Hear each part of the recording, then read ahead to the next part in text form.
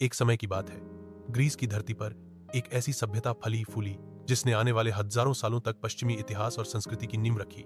इसे हम कहते हैं मायसीनियन सभ्यता। लगभग 1600 ईसा पूर्व से 1100 ईसा पूर्व के बीच फैली यह सभ्यता एजियन सागर के किनारे, ग्रीस के मुख्य भूभाग और आसपास के द्वीपों पर उभरी। इसे अक्सर ग्रीस का कांस्य युग का शिखर कहा जाता है, क्योंकि मायसीनियन लोगों ने न केवल शानदार महल और किले बनाए, बल्कि कला, युद्ध कला और लेखन में भी महत्वपूर्ण योगदान दिया। मायसीनियन समाज के केंद्र में थे उनके विशाल किलेनुमा महल, जैसे मायसीनी, तिरिन्स और पाइलोस।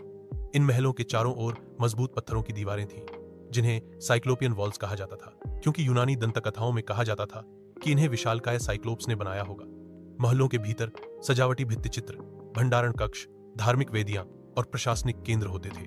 मायसीनियन समाज एक केंद्रीकृत राजनीतिक व्यवस्था पर आधारित था, जिसमें राजा या वानाक्स सर्वोच्च शासक होता था और उसके नीचे सैन्य कमांडर, पुजारी, कारीगर और किसान आते थे। मायसीनियन लोग साहसी योद्धा और कुशल नाविक थे।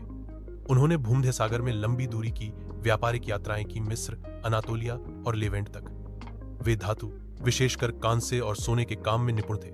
उनकी तलवारें, कवच और हेलमेट न केवल युद्ध के लिए बल्कि शाही शक्ति और प्रतिष्ठा के प्रतीक थे।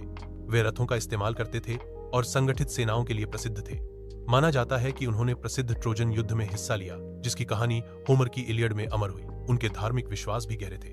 वे देवी देवताओं की पूजा करते थे, जिनमें कुछ नाम बाद में ग्रीक पौराणिक कथाओं में ज़्यूस, पोसाइडन और एथेना के रूप में प्रकट हुए। धार्मिक अनुष्ठान महलों के भीतर विशेष वेदियों पर होते थे और कभी कभी बलि चढ़ाई जाती थी। मायसीनियन लोग मृतकों को शानदार कब्रों में दफनाते थे, जिन्हें थोलोस या बीहाइव टॉम्ब कहा जाता है। ये गोलाकार, गुंबदनुमा संरचनाएं थीं, जिनके भीतर अमीर कब्रगाहें और बहुमूल्य वस्तुएं मिलती हैं, जैसे सोने के मुखौटे, आभूषण और हथियार। सबसे प्रसिद्ध खोज एगामेम्नन का मुखौटा है, जो सोने से बना हुआ था और आज भी मायसीनियन कला का अद्भुत उदाहरण है। उनके पास एक लिखित भाषा थी, जिसे आज हम लीनियर बी कहते हैं।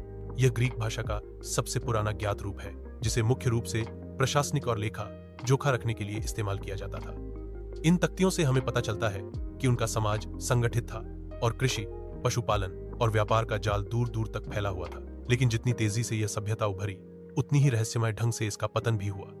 लगभग 1200 ईसा पूर्व के आसपास एजियन क्षेत्र में व्यापक विनाश हुआ, जिसे लेड ब्रॉन्ज एज कोलैप्स कहा जाता है। कई महलों को आग ने घेर लिया, व्यापार मार्ग टूट गए और जनसंख्या घटने लगी। पतन के कारण अभी भी शोध का विषय है। क्या यह बाहरी आक्रमणकारियों का हमला था, जैसे सी पीपल्स, या फिर आंतरिक विद्रोह, आर्थिक संकट और प्राकृतिक आपदाओं का मिश्रण? शायद यह कई कारणों का संगम था। मायसीनियन सभ्यता के अंत के बाद ग्रीस एक अंधकार युग में चला गया, जिसमें लेखन खो गया और बड़े शहर ढह गए। लेकिन मायसीनियन विरासत जीवित रही। उनकी कहानियां और वीरगाथाएं मौखिक परंपरा के रूप में आगे बढ़ीं और सैकड़ों साल बाद होमर जैसे कवियों ने इन्हें लिखकर अमर कर दिया। उनके स्थापत्य, युद्ध कला और धार्मिक विचार आने वाले शास्त्रीय ग्रीस की नींव बने। आज भी जब हम मायसीनी के खंडहरों में खड़े होते हैं, तो उन विशाल पत्थरों और प्राचीन गलियारों में एक बीते युग की गूंज सुनाई देती है। एक ऐसी सभ्यता की जिसने युद्ध और कला, शक्ति और आस्था सबको एक साथ जिया और इतिहास में अमिट छाप छोड़ी।